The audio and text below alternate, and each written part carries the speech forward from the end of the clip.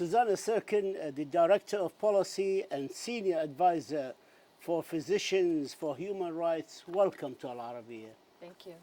I would like to start by asking you to tell us more about Physicians for Human Rights and what does it exactly do as an organization? Well, Physicians for Human Rights was founded in 1987, and our work involves the use of medicine, science, and public health, as well as some of the fields of psychology and other sciences, to document human rights violations, often providing irrefutable evidence of human rights violations, including war crimes, as well as to mobilize health professionals to advocate for the protection of human rights. And we work on a range of issues, notably torture, sexual violence, attacks on health facilities and personnel, as well as, unfortunately, individual and mass killings. Your organization investigates human rights violations, but what we want to know, what is done with these results of this investigation? We put out reports. The reports are hefty. They're based on rigorous research. The reports are distributed widely to the media, to policymakers, to governments, to activists. And then we also speak to the media, as I'm doing right now. We've also published in medical journals because the field of our work has created essentially a whole new domain in the human rights movement, which is published in medical journals as part of the contribution of the medical profession to human rights and to science. The UN has a de-confliction program for the Syrian war, i.e. the United Nations has been sharing the GPS's coordinates of healthcare facilities and hospitals with the Russian government and also with the Syrian government. The aim was to ensure that Russia and its Syrian allies do not hit these facilities. Yet these medical facilities which coordinates were given have been hit.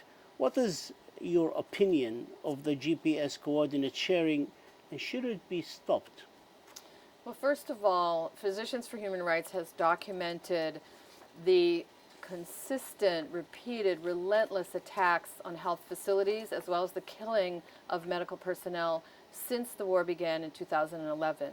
And to date, we've documented more than 580 individual attacks on health facilities during the horrific war in Syria.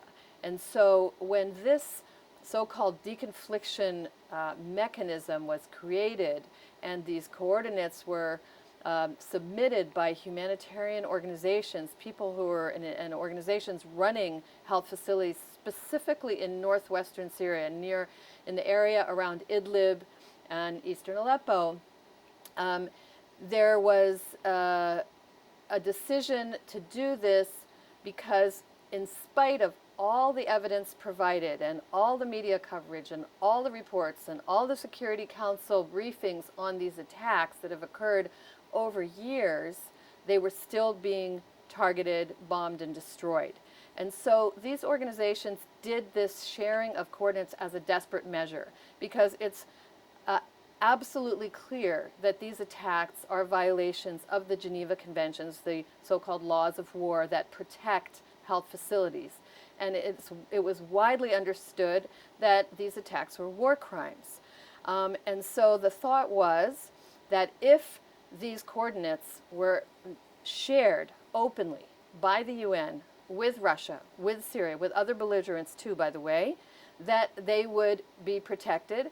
And if they were not, if they were still targeted, that the whole world would know that knowingly this government, the government of Bashar al-Assad and his forces, with Russia as its ally, have intentionally, knowingly bombed health facilities. But the question that jumps to me now is, do you think these coordinates, when they were given to the Russians, were they used to target these facilities? And if so, should this GPS coordinates sharing be stopped? Well, this is what the Secretary General is now looking at. Right after I testified at the council, following also the head of OCHA, Mark Lowcock, as well as the speeches by many other governments, a number of members of the Security Council went straight to Guterres' office, the Secretary General's office, met with him, and said, you must do something. This is the UN now being involved in something that has resulted in horrific crimes. And so he has established this board of inquiry to investigate and look into what has happened and what has gone wrong. I think that from what I understand, the organizations that shared their coordinates actually expected that their facilities would be bombed anyway. And they said, whether we give the coordinates or we don't give the coordinates, they know where we are, they find where we are, and they bomb us. And so now it's open, and obviously it appears that these targets were used. The coordinate presentation, the sharing of these coordinates was actually used to locate them and bomb them. Should it be stopped? This sharing, should it be stopped? That's not for me to answer. I think it's the people if it's being used shared, to bomb. Well, yes, but they were bombed anyway before. So the point is that now the world knows, and the UN knows, and member states know, and Russia and Syria know, that everyone knows that they have intentionally targeted these facilities. So I think it's up to those organizations that decided to share what to do now. Some have stopped, actually, and others are saying, like, they know where we are anyway, we're going to share it openly, and then we'll prove that they're committing war crimes. The Russian ambassador, Vasily Nepensia, who is the permanent rapporteur to the United Nations representing Russia, held a press conference on the 16th of the month, and he said that in several cases, the coordinates supplied by the UN on the deconfliction list were not accurate. They were wrong. And that's why the bombing took place, because they didn't have the right coordinates. How convincing is this argument? Absolutely not convincing at all. We have not seen any shred of real evidence that shows that those coordinates that were shared are not actual facilities. And I believe this is just one more effort to sort of showed maps and obfuscate. What we have seen so far doesn't really show anything that demonstrates that the facilities coordinates that were shared by organizations on the ground do not exist or did not exist.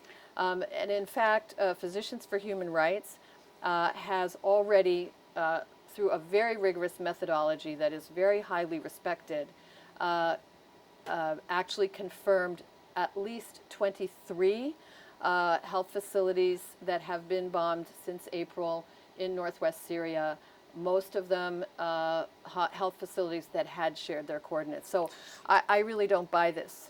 The inquiry that you mentioned, the Board of Inquiry into this, it will start its work from the 30th of September, and it will report back to the Secretary General, and it will be secret. It will not be shared with the public.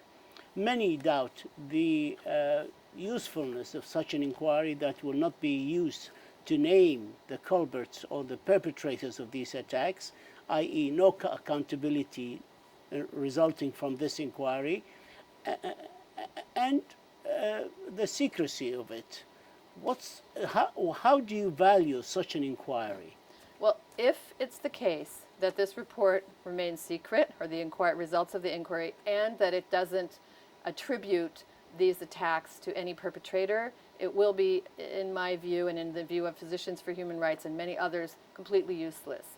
I do not believe, as we speak today, that in the end this report can remain secret, and I believe that there will be continued pressure by governments and by NGOs and by others for Secretary General Guterres to choose to reveal findings. Susannah Sircin, Director of Policy and Senior Advisor for Physicians for Human Rights, we thank you for this interview, and we wish you the very best of luck. Thank you so much.